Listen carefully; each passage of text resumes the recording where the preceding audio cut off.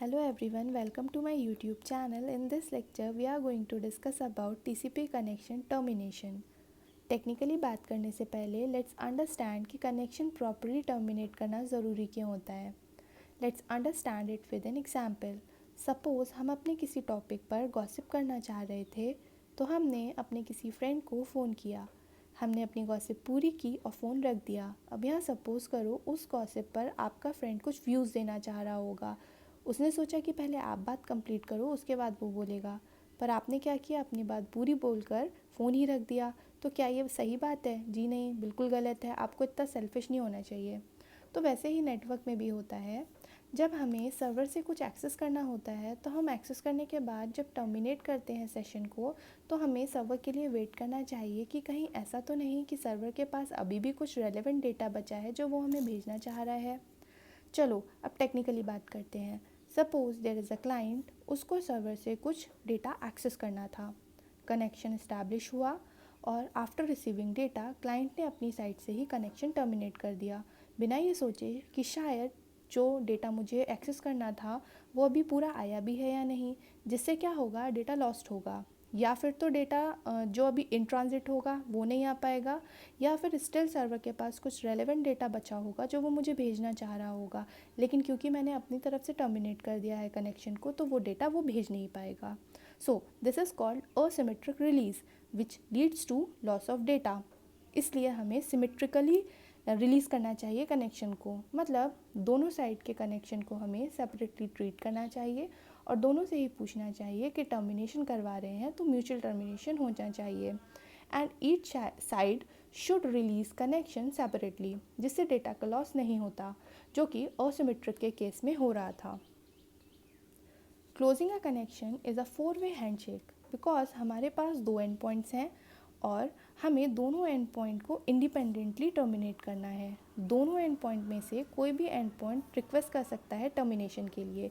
यहाँ सपोज़ करो हम क्लाइंट सर्वर आर्किटेक्चर की बात कर रहे हैं और यहाँ क्लाइंट कनेक्शन टर्मिनेट करना चाह रहा है क्योंकि उसको जो डेटा एक्सेस करना था वो उसने सर्वर से एक्सेस कर लिया है. यहाँ FIN फिन बिट यूज़ होती है टू टर्मिनेट कनेक्शन. यहाँ कनेक्शन क्लोज करने के लिए 5 स्टेप्स होते हैं. आइए इन स्टेप्स को एक एक करके समझते हैं.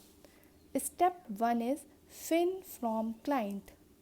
सपोज क्लाइंट कनेक्शन क्लोज करना चाह रहा है, तो क्लाइंट एक TCP सेगमेंट भेजेगा एक फिन बिट के साथ. इस फिन बिट की वैल्यू 1 होगी और क्लाइंट फिन वेट 1 स्टेट में चला जाएगा और वेट करेगा सर्वर से एक्नॉलेजमेंट आने का. अब step 2 is acknowledgement from server. जब सर्वर फिन बिट सेगमेंट को रिसीव करेगा जो कि क्लाइंट ने भेजा था, तो सर्वर क्लाइंट को एक्नॉलेजमेंट सेंड कर देगा. अब स्टेप 3 इज़ क्लाइंट वेटिंग. यहाँ देखो क्या हो रहा है. सर्वर से जब क्लाइंट को एक्नॉलेजमेंट मिल जाएगा, तो क्लाइंट अपनी फिन वेट 1 स्टेट को फिन वेट 2 स्टेट में चेंज कर लेगा और अब क्लाइंट फिन बिट का वेट करेगा सर्वर से, जिसकी वैल्यू 1 होगी, जिससे ये पता चल जाएगा क्लाइंट को कि सर्वर भी कनेक्शन टर्मिनेट करना चाह रहा है.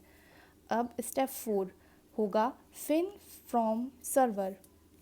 अब सर्वर के पास सपोज़ करो कोई बचा हुआ रेलेवेंट डेटा है, तो वो उसको भेजने के बाद फिन बिट 1 सेंड कर देगा क्लाइंट को. अब in last step, that is step 5, which is acknowledgement from client.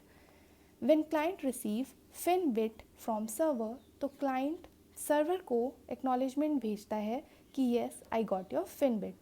ऐसा करने के बाद क्लाइंट टाइम वेट स्टेट में चला जाता है. ये टाइम वेट स्टेट इम्प्लीमेंटेशन पर डिपेंड करती है, या फिर ये टिपिकली 30 सेकेंड, 1 मिनट या 2 मिनट्स के लिए होती है और इतने टाइम के लिए वेट करने के बाद फाइनली कनेक्शन को क्लोज कर दिया जाता है.